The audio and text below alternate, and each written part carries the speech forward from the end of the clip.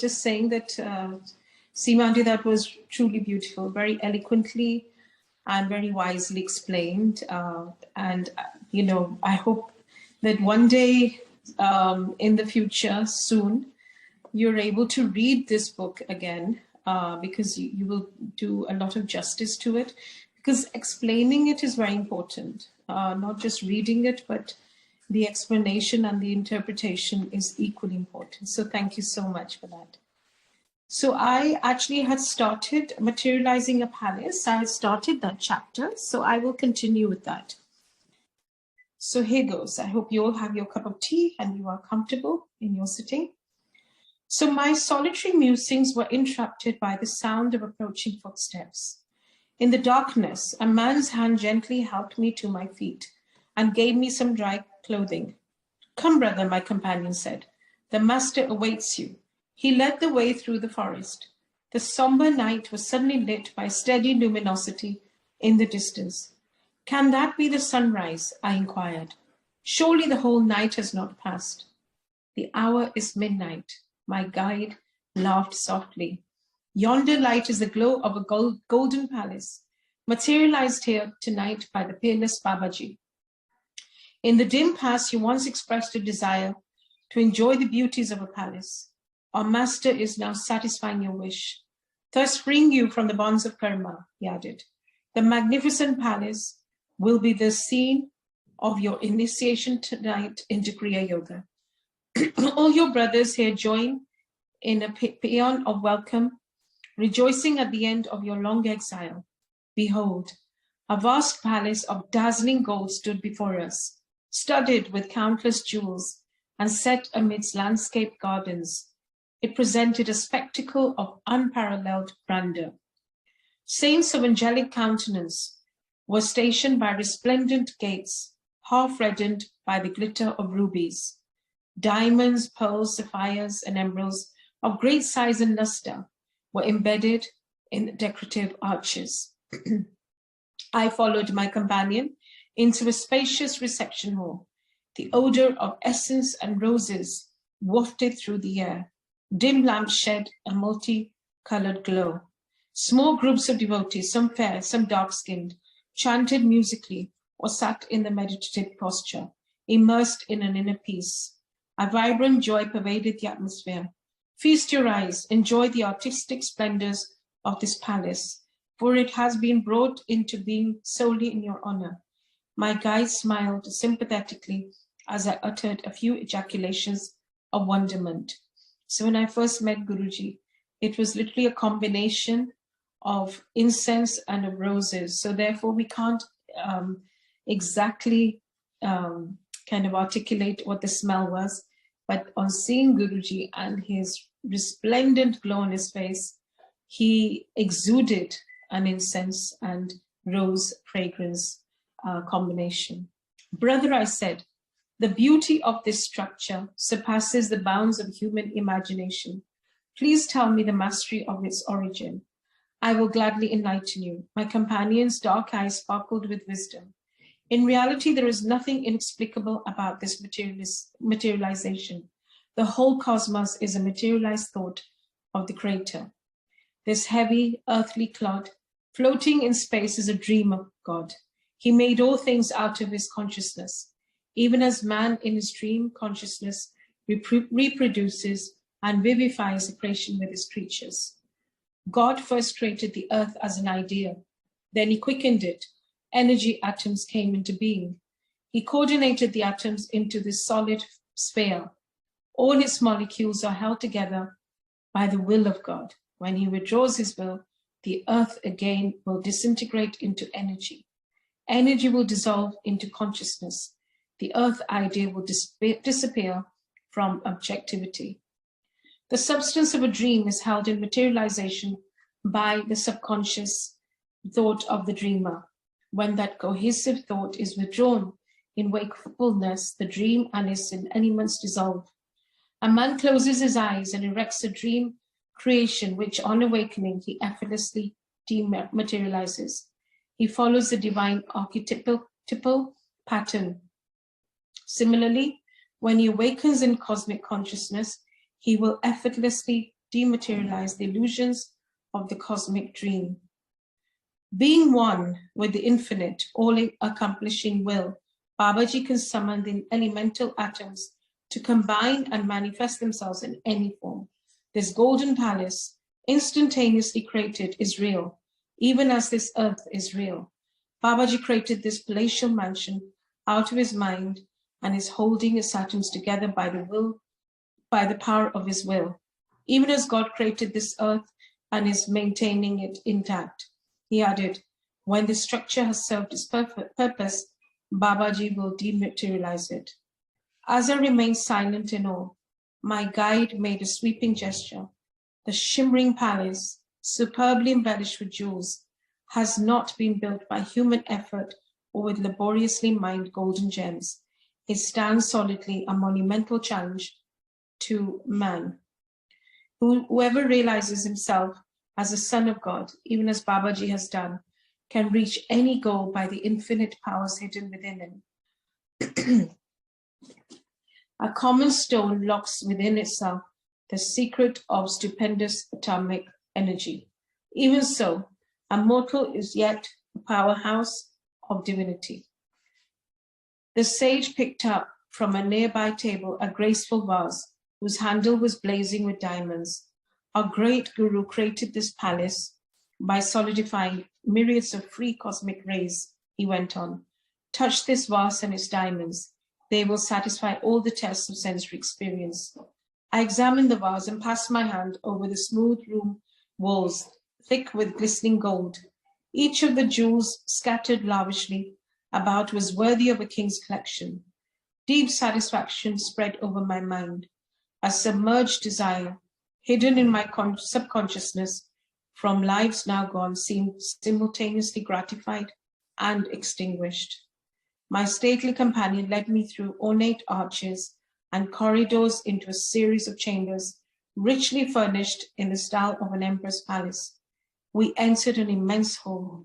In the center stood a golden throne, encrusted with jewels shedding a dazzling medley of colors. Thus, in lotus posture, sat the Supreme Babaji. I knelt on the shining floor at his feet. Again, we can, I think, run this palace parallel to Guruji's Bada Mandir. As he's describing it, my mind is just visualizing going into the hall and just connecting and prostrating before him. Lari, are you still feasting on your dream desires for a golden palace? My guru's eyes were twinkling like his own sapphires. Wake, all your earthly thirsts are about to be quenched forever. He murmured some mystic words of blessing. My son, arise. Receive your initiation into the kingdom of God through Kriya Yoga. Babaji stretched out his hand. A homa, fire appeared, surrounded by fruits and flowers. I received the liberating yogic technique before this flaming altar. The rites were completed in the early dawn. I felt no need for sleep in my ecstatic state and wandered around the palace, filled on all sides with measures and priceless objects d'art. Descending to the gorgeous gardens, I noticed nearby the same caves and barren mountain ledges which yesterday had boasted no adjacency to palace or flower terrace.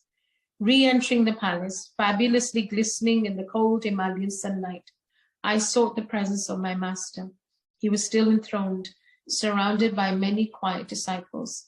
Lari, you are hungry, Babaji added. Close your eyes. When I reopened them, my own body and the forms of gardens had disappeared. Picturesque gardens had, my own body and the forms of Babaji and the cluster of chelas were now all seated on the bare ground at the exact site of the vanished palace, not far from the sunlit entrances of the rocky grottos. I recall that my guide had remarked that the palace would be dematerialized, its captive atoms released into the thought essence from which it had sprung. Although stunned, I looked trustingly at my guru. I knew not what to expect next on this day of miracles. The purpose which the palace was created has now been served, Babaji explained. He lifted an earthen vessel from the ground. Put your hand there and receive whatever food you desire. As soon as I touched the broad, empty bowl, it became heaped with hot, butter-fried luchis, curry, and rare sweetmeats. I helped myself, observing that the vessel was ever filled. At the end of my meal, I looked around for water. My guru pointed to the bowl before me. Lo, the food had vanished. In its place was water, clear as from a mountain stream. Few mortals know that the kingdom of God includes the kingdom of mundane fulfillments, Babaji observed.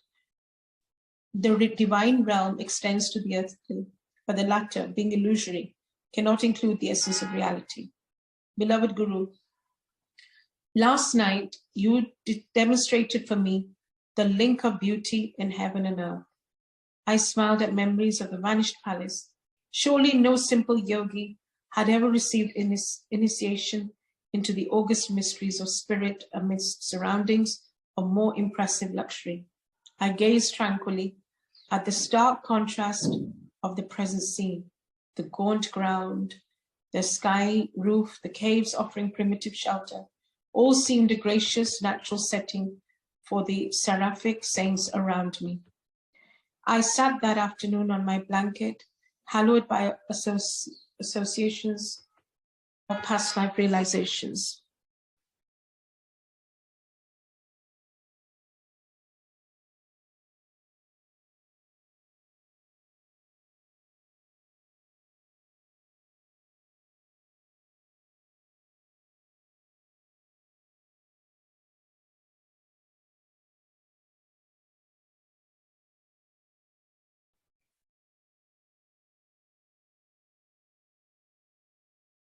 Sorry about that interruption.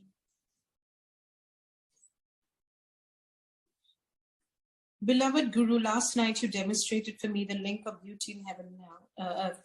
I smiled at memories of the vanished palace. Surely no simple yogi had ever received initiation into the august mysteries of spirit amidst surroundings of more impressive luxury. I gazed tranquilly at the stark contrast of the present scene, the gaunt ground, the sky roof, the caves offering primitive shelter, all seemed a gracious natural setting for the seraphic saints around me. I sat that afternoon on my blanket, hallowed by associations or past life realizations. My divine guru approached and passed his hand over my head. I entered the Nirvikalpa Samadhi state, remaining unbrokenly in his bliss for 7 days. Crossing the successive strata of self-knowledge, I penetrated the deathless realms of reality. All delusive limitations dropped away. My soul was fully established on the eternal altar of the cosmic spirit. On the 8th day, I fell at my Guru's feet and implored him to keep me always near him in this sacred wilderness. My son, Babaji said, embracing me, your role in this incarnation must be played on an outward stage. Prenatally blessed by many lives of lonely meditation, you must now mingle in the world of men. A deep purpose underlay the fact that you did not meet me this time until you were already a married man with modest business responsibilities. You must put aside your thoughts of joining our secret band in the Himalayas. Your life lies in the crowded mass, serving as an example of the ideal yogi householder. So this is what Guruji came to teach us, to live in Gargrihasthi, to perform your domestic duties and your worldly responsibilities, and yet remain like a yogi, quite reasonably detached and totally attached to divinity, to not cut the umbilical cord with divinity, remain completely connected, like Guruji said, chalde firte, dunya mein reh ke, ghar grihasthi mein. And that is the real yogi who performs its duty and yet remains completely in sync with Guruji. The cries of many bewildered worldly men and women have not fallen unheard on the ears of the great ones. He went on, you having chosen to bring spiritual solace through Kriya Yoga to numerous earnest seekers, the millions who are encumbered by family ties and heavy worldly duties will take new heart from you, a householder like themselves. You must guide them to see that the highest yogic attainments are not barred to the family man.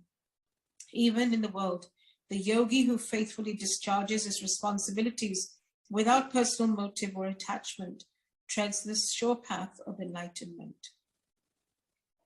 No necessity compels you to leave the world, for inwardly you have already sundered its every karmic tie. Not of this world, you must yet be in it. Many years still remain during which you must conscientiously fulfill your family, business, civic and spiritual duties. A sweet new breath of divine hope will penetrate the arid hearts of worldly men.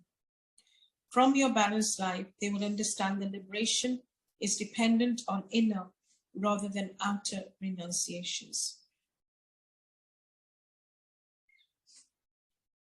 So this is so beautiful. From your balanced life, so we all must live a balanced life. Like Guruji said, he never said abstain from this or that. Live in the world, but live, have everything moderately. He even used to tell certain Sangat, "Cha peg laga kya," in his humor. He said, don't abstain from anything, because if we abstain and yet we have a desire and a craving for it, we can never be liberated. By having it and experiencing everything in the world and buying whatever we want to buy, we understand the futility of it only once we have it. Once we have it, we possess it. And then we realize, actually, there are bigger and better things for us to achieve, which is our spiritual growth. Then we go inward, but we don't need to leave the outward. We remain in the external world while going in. From your balanced life, they will understand that liberation is dependent on inner rather than outer renunciations. How remote seemed my family, the office, the world, as I listened to my guru in the high Himalayan solitudes. Yet adamantine truth rang in his words. I submissively agreed to leave this blessed haven of peace.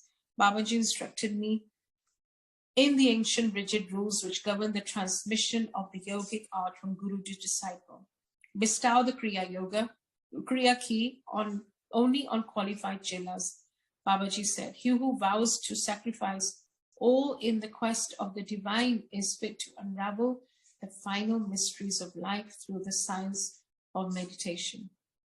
Angelic Guru, as you have already favored mankind by resurrecting the lost Kriya art, you will not increase that benefit by relaxing the strict requirements for discipleship.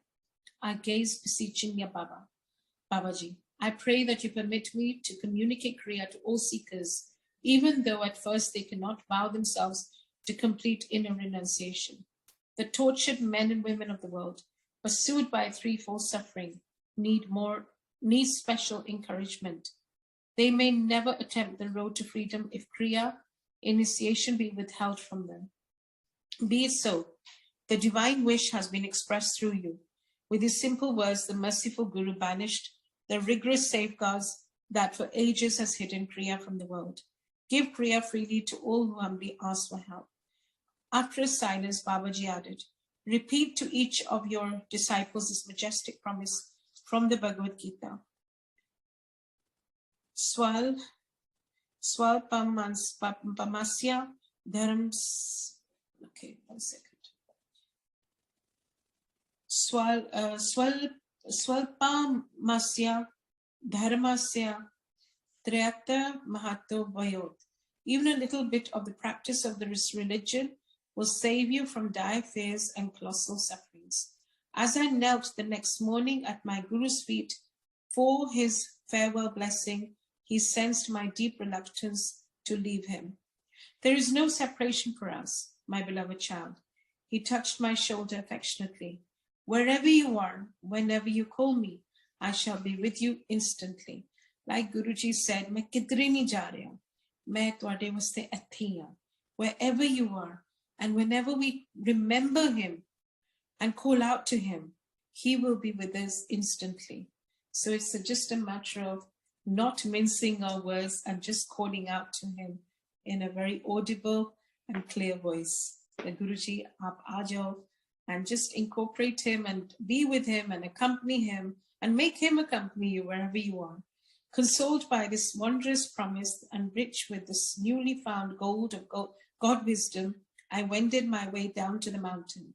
At the office, I was welcomed by my fellow employees, who for 10 days had thought me lost in the Himalayan jungles. A letter soon arrived from the head office. Larry should return to the Danapur office, it read. His transfer to Ranikhet occurred by error. Another man should have been sent to assume the Ranikhet duties. Of course, nothing is by coincidence. Everything happens by his choice and nothing by chance. I smiled, reflecting on the hidden cross-currents in events which had led me to this furthermost spot of India. Before returning to Danapur, I spent a few days with a Bengali family in Muradabad. A party of 6 friends gathered to greet me. As I turned the conversation to spiritual subjects, my host observed gloomily, "Oh, in these days, India is destitute of saints." "Babu," I protested warmly, "of course there are still great masters in this land." In a mood of exalted fervor, I felt impelled to relate my miraculous experiences in the Himalayas. The little company was politely incredulous. "Larry," one man said soothingly, "your mind has been under strain in those rarefied mountain airs. This is some daydream you have recounted." Burning with the enthusiasm of truth, I spoke without due thought.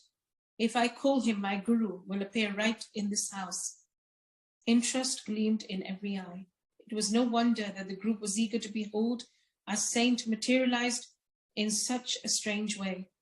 Half reluctantly, I asked for a quiet room and 2 new woolen blankets. "The master will materialize from the ether," I said. "Remain silently outside the door. I shall soon call you." I sank into the meditative state, humbly summoning my guru. The darkened room soon filled with a dim, aural moonlight. The luminous figure of Babaji emerged. "Larry, do you call me for a trifle?" The master's gaze was stern. "Truth is for earnest seekers, not for those of idle curiosity. It is easy to believe when one sees. There is nothing then to deny. Supersensual truth is deserved and discovered by those who have overcome their natural materialistic skepticism." He added gravely, "Let me go." I fell entreatingly at his feet. "Holy Guru, I realize my serious error. I humbly ask pardon. It was to create faith in these spiritually blinded minds that I ventured to call you. Because you've graciously paid up my prayer, please do not depart without bestowing a blessing on my friends. Unbelievers though they may be, at least they were willing to investigate the truth of my strange assertions. Very well, I will stay a while. I do not wish your word discredited before your friends." Babaji's face was softened, but he added gently, "Henceforth, my son, I shall come when you need me, and not always when you call me." So the difference, we should not belittle, God's presence in our lives. We must call him only when we need him. And also, I used to share satsangs even back then, when Guruji used to say, Sanga jod or falane na share karke aa. But he was very specific with whom I would share back in the day, individually when he would send me. Because he said, "Ye jo log ready nahi hai, unke liye apni energy waste mat karo." Because back in the day, of course, people used to ridicule him also and mock my faith on him. So he used to say, "Time na waste kar apna. Jinnu mein kavanga ude na kar." Because he knew that person would be receptive and ready for that spiritual awakening. So we have to be wise even there, and with due diligence, share about Guruji and not indiscriminately. "Very well, I will stay a while. So henceforth, my son, I shall come when you need me and not always when you call me." Tense silence reigned in the little group when I opened the door. As if mistrusting their senses, my friends stared at the lustrous figure on the blanket seat. "This is my mass hypnotism." One man laughed blatantly. "No one could possibly have entered this room without our knowledge." Babaji advanced smilingly and motioned to each one to touch the warm, solid flesh of his body. Doubts dispelled, my friends prostrated themselves on the floor in awed repentance. Let halwa be prepared. Babaji made this request. I knew to further assure the group of his physical reality. While the porridge was boiling, the divine Guru chatted affably. Great was the metamorphosis of these doubting Thomases into devout St. Pauls. After we had eaten, Babaji blessed each of us in turn. There was a sudden flash. We witnessed the instantaneous dechemicalization of the electronic elements of Babaji's body into a spreading vaporous light. The God-tuned willpower of the master had loosened its grip on the ether atoms held together as his body. Forthwith, the trillions of tiny life-tronic sparks faded into the infinite reservoir. With my own eyes, I've seen the conqueror of death. Maitra, one of the group, spoke reverently. His face was transfigured with the joy of his recent awakening. The Supreme Guru played with time and space as a child plays with bubbles. I have beheld one with the keys of heaven and earth. I soon returned to the Napur, firmly anchored. I firmly anchored in the spirit again. I assumed the manifold business and family obligations of a householder. Lari Mashe also related to Swami Kebal Ananda and Sri Yukteswar the story of another meeting with Babaji, under circumstances which recall the Guru's promise, I shall come whenever you need me. So Guruji's promise to us is also the same, that he comes when we need him. So we must call out to him and pray to him diligently for him to come to us at our hour of need.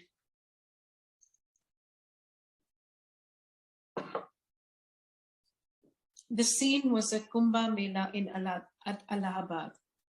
Lari Mashe told his disciples, I had gone there during a short vacation from my office duties. As I wandered amidst the throng of monks and sadhus who had come from great distances to attend the holy festival, I noticed an ash-smeared ascetic who was holding a begging bowl. The thought arose in my mind that the man was hypocritical, wearing the outward symbols of renunciation without a corresponding inward gaze. No sooner had I passed the ascetic than my astounded eye fell on Babaji. He was kneeling in front of a matted head anchorite. Guruji, I hastened to his side. Sir, what are you doing here? I am washing the feet of this renunciate, and then I shall clean his clothing, cooking utensils. Babaji smiled at me like a little child. I knew he was intimating that he wanted me to criticize no one, but to see the Lord as residing equally in all body temples, whether superior or inferior men. The great Guru added, by serving wise and ignorant sadhus, I am learning the greatest of virtues, pleasing to God above all others, humility. As Guruji also used to say, never judge anyone, never criticize, and also remain humble, extremely humble. The more humble we are, the closer we shall remain, all of us, to Guruji, to divinity. Chapter 35 is about the Christ-like life of Lari Mashe.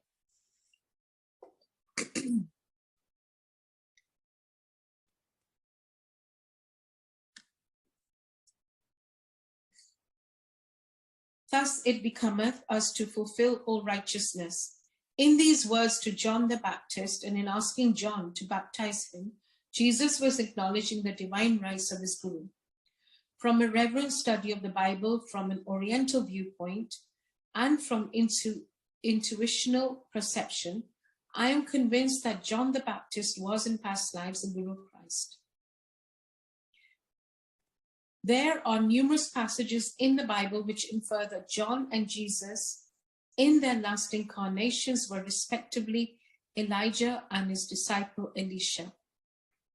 These are the spellings in the Old Testament. The Greek translators spell the names as Elias and Eliseus. The very end of the Old Testament is a prediction of the reincarnation of Elijah and Elisha. Behold, I will send you Elijah the prophet before the coming of the great and dreadful day of the Lord. Thus John, sent before the coming of the Lord, was born slightly earlier to serve as a herald for Christ. An angel appeared to Zacharias, the father, to testify that his coming son John would be no other than Elijah. But the angel said unto him, Fear not, Zacharias, for thy prayer is heard, and thy wife Elizabeth shall bear thee a son, and thou shalt call his name John.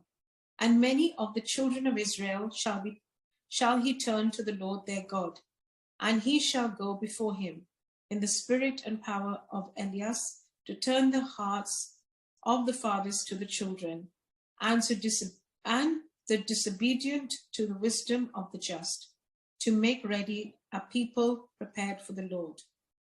Jesus twice univocally identified Elijah as John. Elias is come already, and they knew him not. Then the disciples understood that he spake unto them of John the Baptist.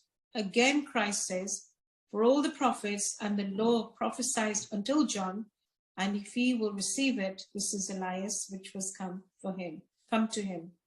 When John denied that he was Elijah, he meant that in the humble garb of John, he came no longer in the outward elevation of Elijah with the great Guru. In his former incarnation, he had given the mantle of his glory and his spiritual wealth to his disciple Elisha. And Elisha said, I pray thee, let a double portion of thy spirit be upon me.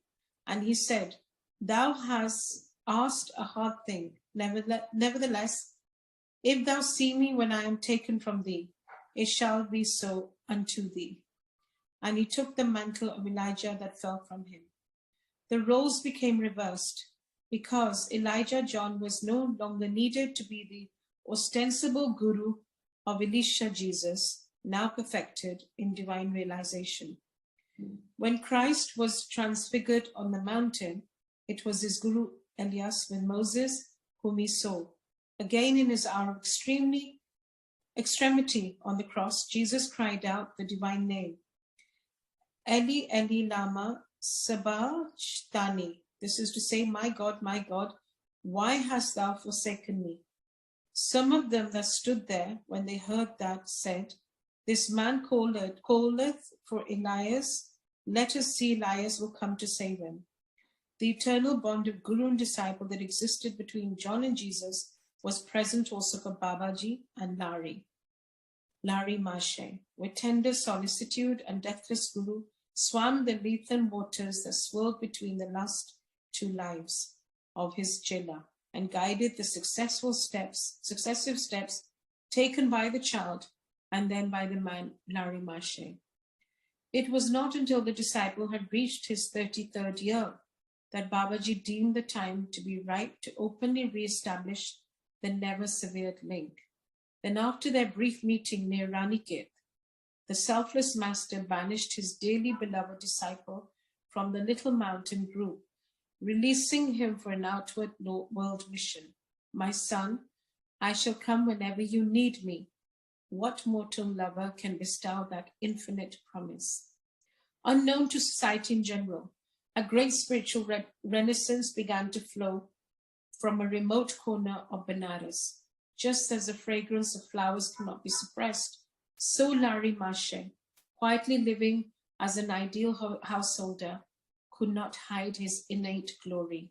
Slowly, from every part of India, the devotee bees sought the divine nectar of the liberated master. So it's a true example. While we're living in the domesticity and the household, while we're doing our household chores, we remain a liberated master. And, we are, in fact, by being what Guruji wanted us to be, we're inspiring other Sangat also.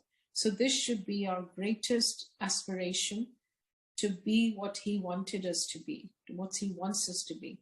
So Teri Raza Mein Razi Rehna is so important. When Guruji used to say, ki, Mera pura hukam manno and mere hukam mein raho.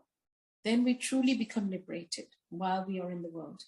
The English office superintendent was one of the first to notice a strange, transcendental change in his employee, whom he endearingly called Ecstatic Babu. Sir, you seem sad. What is the trouble? Larry Marche made this sympathetic inquiry one morning to his employer. My wife in England is critically ill. I am torn by anxiety. I shall get you some word about her. Larry Marche left the room and sat for a short time in a secluded spot. On his return, he smiled consolingly. Your wife is improving. She is now writing you a letter.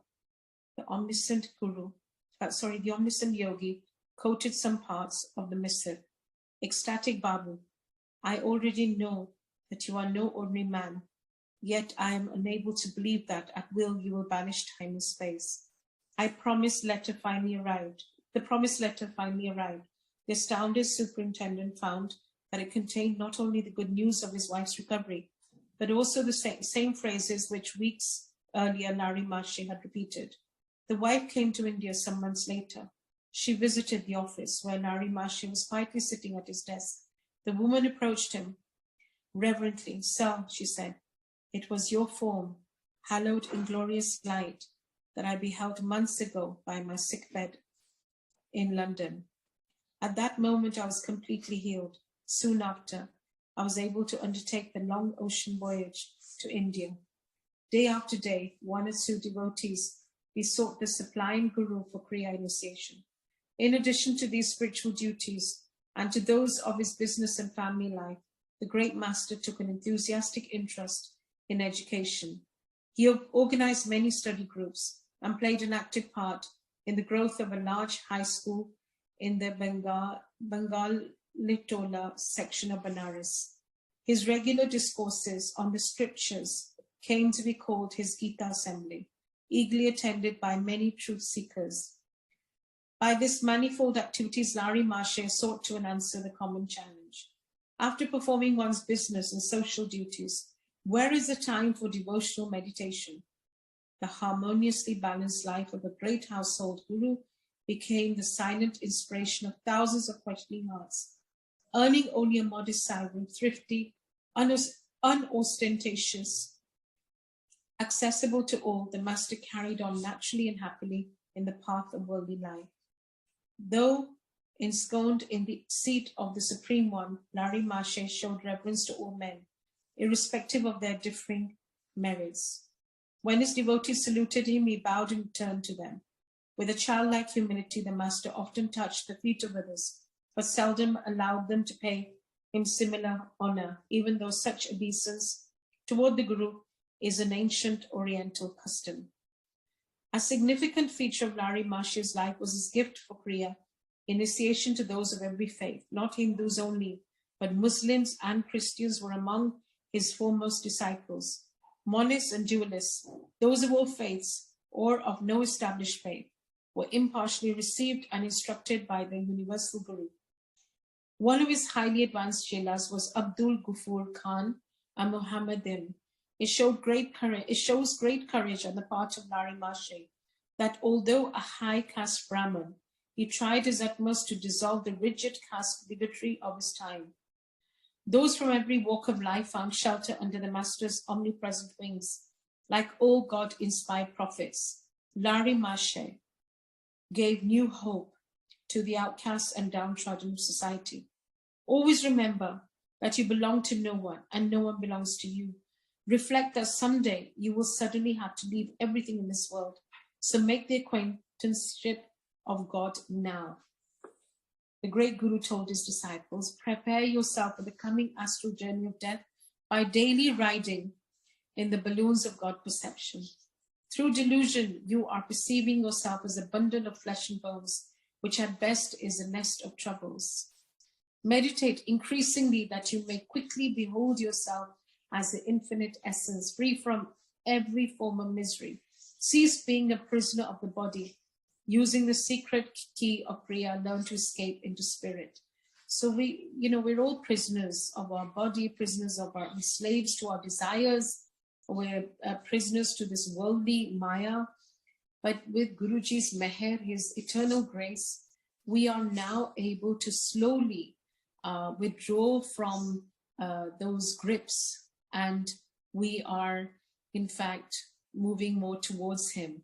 So, and realizing that, like Seema auntie said earlier also, Seema Kumar auntie, that expect nothing from anyone because you will always be disappointed.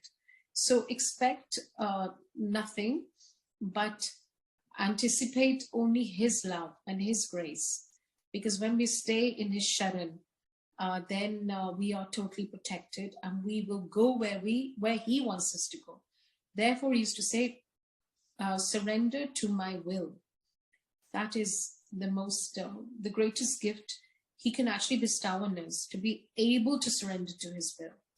The great Guru encouraged his various students to adhere to the good traditional discipline of their own faith, stressing the all-inclusive nature of Kriya as a practical technique of liberation. Lari Mashe then gave his chelas liberty to express their lives in conformance with environment and upbringing. A Muslim should perform his namaz worship 4 times daily, the master pointed out. 4 times daily, a Hindu should sit in meditation. A Christian should go down on his knees 4 times daily, praying to God and then reading the Bible. With wise discernment, the Guru guided his followers into the paths of bhakti, devotion, karma, action, jnana, wisdom, and or raja, royal or complete, yogas. According to each man's natural tendencies, the master, who was slow to give his permission to devotees wishing to enter the formal path of monkhood, always cautioned them to first reflect well on the austerities of the monastic life. The great Guru taught his disciples to avoid theoretical discussion of the scriptures. He only is wise who devotes himself to realizing, not reading only the ancient revelations. See, again, Guruji never used to give discourses, because he said, when we hear discourses also, the next moment we forget them. So what is important is to live in realization, is to try and be awakened to our actions, to our thought, word, and actions. So when we do that, that's when we are benefiting from our spiritual journey. So it's not just theoretical, it's all practical. When our practical life changes, that means that we are progressing on our spiritual path. That is the benchmark, to see that I have changed, my responses and reactions to situations is changing, my anger is abating, Kam, Krodh, Lobh, Moh, Ahankar are abating. So when that all starts mitigating the vices, then we realize that Guruji ki meher hum pe hai, and we are also on the right path. So solve your problems, which is so beautiful, through only meditation. So, we are too blessed to be stressed, as I always say. So instead of focusing on the problems, we must focus on the gratitude, because problems could be much larger. And chinta nahi chintan karniya, like he used to say. Exchange unprofitable religious speculations for actual God contact. Clear your mind of dogmatic, theological debris. Let in the fresh healing waters of direct perception. Attune yourself to the active inner guidance. The divine voice has the answer to every dilemma of life. Though man's ingenuity for getting himself into trouble appears to be endless, the infinite Sakha is no less resourceful. The Master's omnipresence was demonstrated one day before a group of disciples who were listening to his exposition of the Bhagavad Gita. As he was explaining the meaning of Kutastha Chaitanya, or the Christ consciousness, in all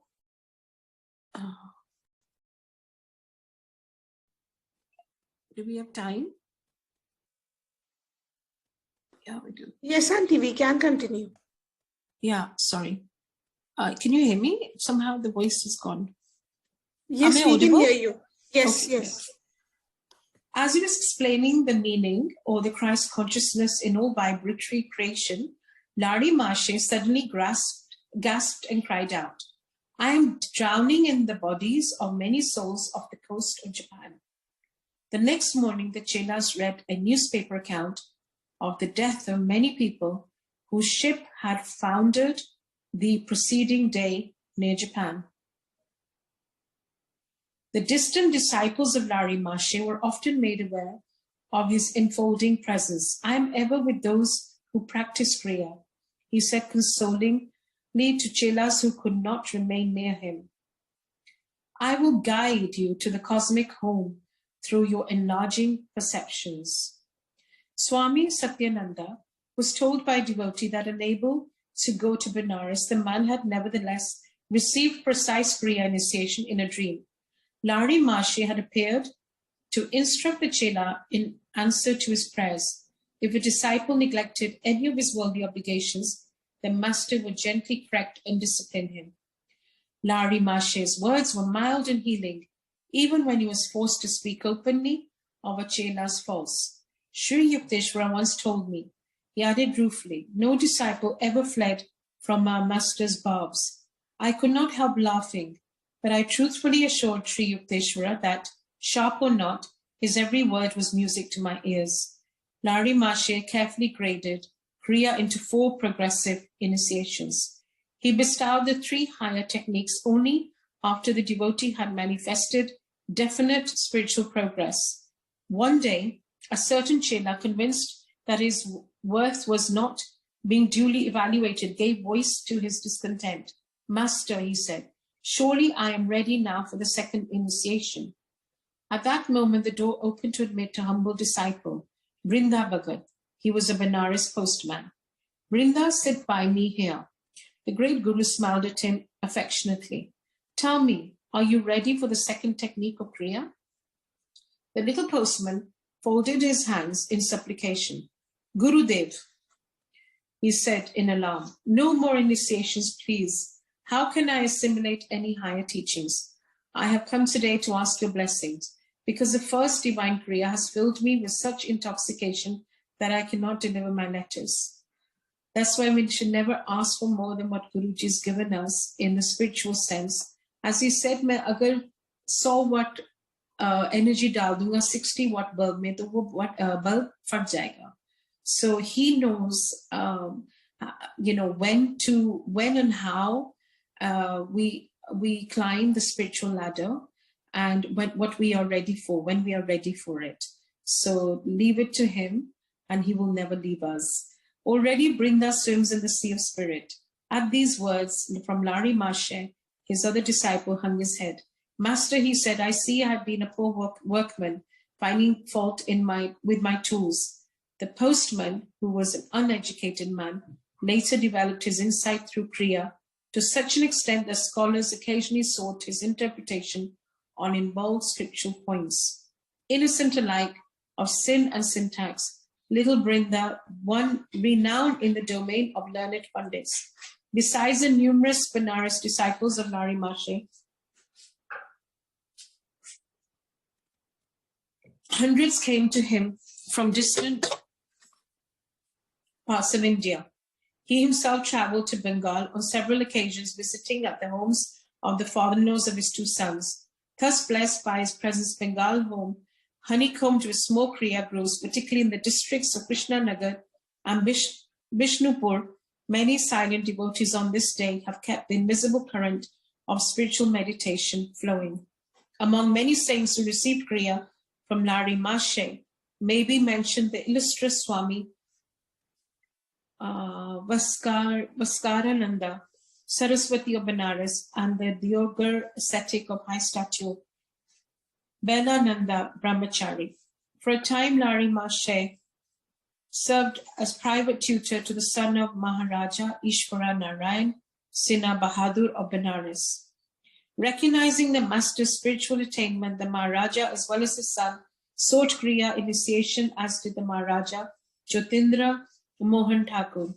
A number of Larry Marche's disciples with influential world position were desirous of expanding the Kriya circle by publicity.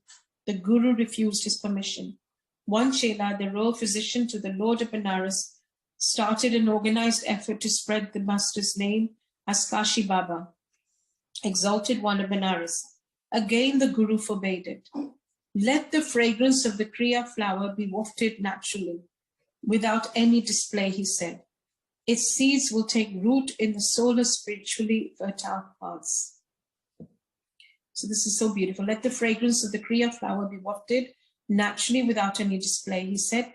Its seeds will take root in the soil of spiritually fertile hearts.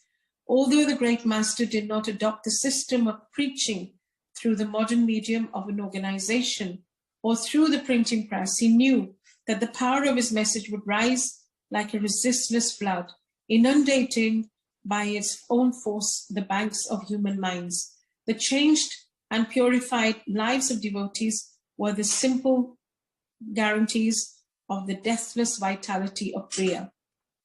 So the changed and purified lives of us, devotees of Guruji, is a true example. We exemplify his grace upon us. So when we change, we become the example of his greatness, his supremacy.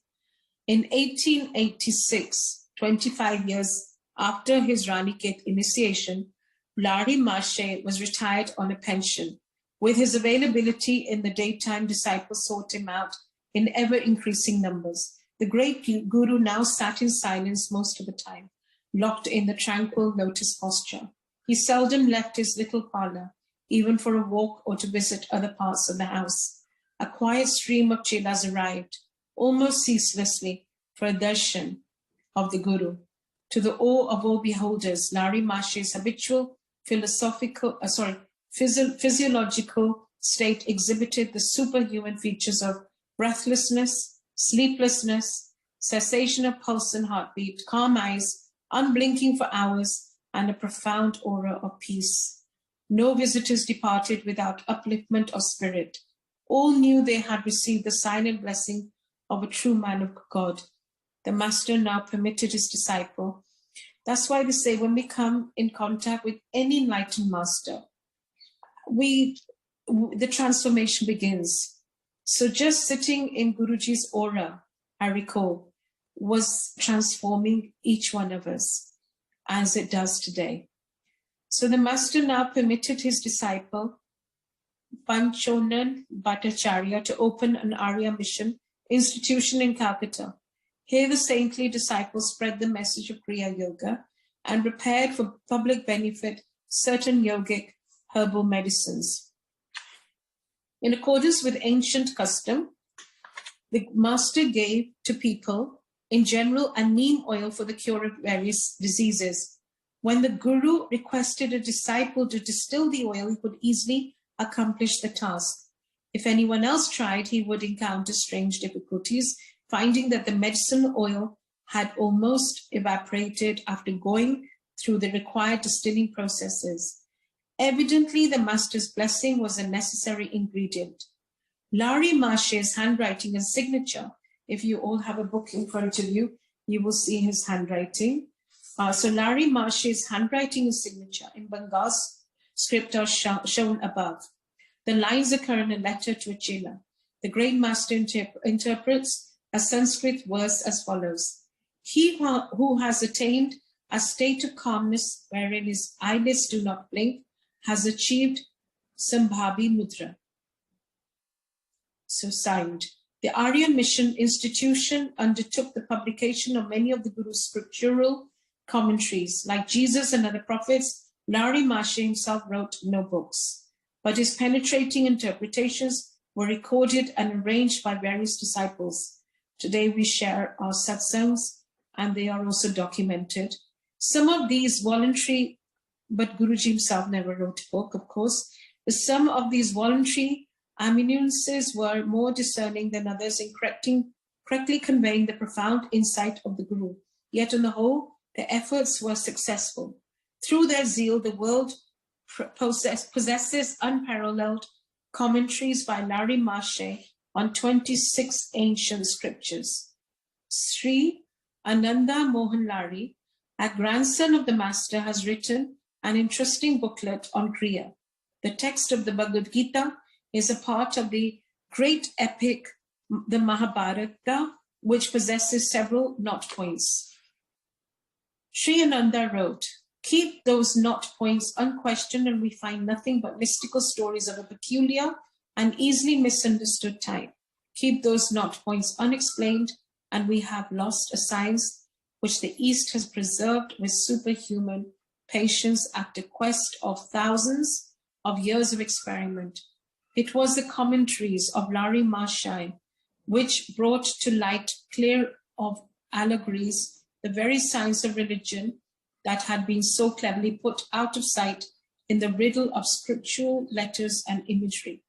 No longer a mere unintelligible jugglery of words, the otherwise unmeaning formulas of Vedic worship have been proved by the master to be full of scientific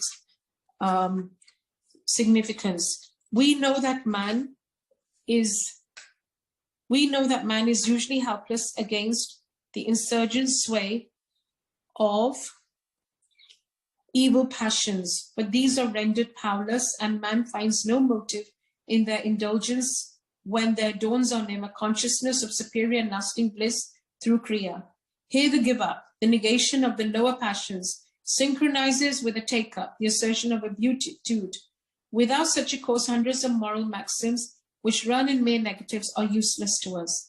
Our eagerness for worldly activity kills in us the sense of spiritual awe.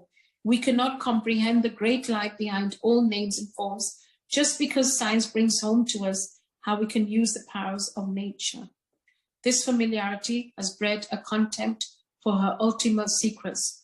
Our relation with nature is one of practical business. We tease her, so to speak, to know how she can be used to serve our purposes. We make use of her energies, whose source yet remains unknown. In science, our relationship with nature is one that exists between a man and his servant, or in a philosophical sense, she is the captive in the witness box. We cross-examine her, challenge her, and minutely weigh her evidence in human scales which cannot measure her hidden values. On the other hand, when the self is in communion with a higher power, nature automatically obeys without stress or strain the will of man. This effortless command over nature is called miraculous by the uncomprehending materialist. The life of Larry Marshall set an example which changed the erroneous notion that yoga is a mysterious practice. Every man may find a way through Kriya to understand his proper relation with nature and to feel spiritual reverence for all phenomena, whether mystical or everyday occurrence, in spite of the matter-of-factness of physical science. We must bear in mind that what was mystical 1,000 years ago is no longer so, and what is mysterious now may become lawfully intelligible 100 years hence.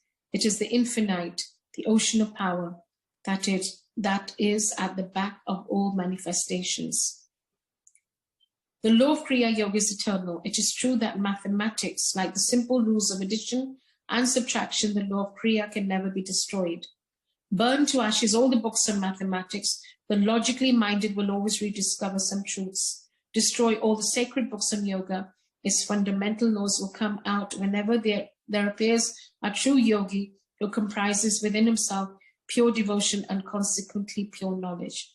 Just as Babaji is among the greatest avatars, a Maha Avatar, and Sri Yukteswara, a Janan Avatar, or incarnation of wisdom, so Larry Marshall may justly be called Yoga Avatar, or incarnation of yoga. By the standards of both qualitative and quantitative good, he elevated the spiritual level of society. In his power to raise his close disciples to Christ-like stature, and in his wide dissemination of truth among the masses, Larry Marshall ranks among the saviors of mankind. Last paragraph. I hope you're enjoying it. His uniqueness as a prophet lies in his practical stress on a definite method, Kriya, opening for the first time the doors of yoga freedom to all men. Apart from the miracles of his own life, surely the Yoga Avatar reached the zenith of all wonders in reducing the ancient complexities of yoga to an effective simplicity not beyond the ordinary grasp. In reference to miracles, Lord Marshe often said, the operation of subtle laws, which are unknown to people in general, should not be publicly discussed or published without due discrimination. If in these pages I have appeared to flout his cautionary words, it is because he has given me an inward reassurance. Also, in recording the lives of Babaji, Lari Maharaj, and Sri Yukteswara, I have thought it advisable to omit many true miraculous stories which could hardly have been included without writing also an explanatory volume of abstruse philosophy. New hope for new men, divine union. The yoga of Tar proclaimed is possible through self-effort and is not dependent on theological beliefs or on the arbitrary will of a cosmic dictator. Through use of the Kriya key, persons who cannot bring themselves to believe in the divinity of any man will behold at last the full divinity of their own selves. So Guruji too has come. He descended the earth to basically awaken our divinity within us. He said in his words, "Main tuade andar de Guru nu jagana aaya," in a very practical sense, without any abstinence from anything. And moderation is the key to a happy life. And to keep practicing, remembering, abhyas ke saath, hum pa sakte hain, Guruji said. So abhyas is very important. The whole, practice makes progress. To sit in silence every day and to awaken the Guru within us. He's helping us to do that. So God help those who help themselves. Thank you. Lovely chapters. Thank you for giving us this opportunity. And thank you again to Seema Aunty, who explained and interpreted so beautifully. Jai Guruji.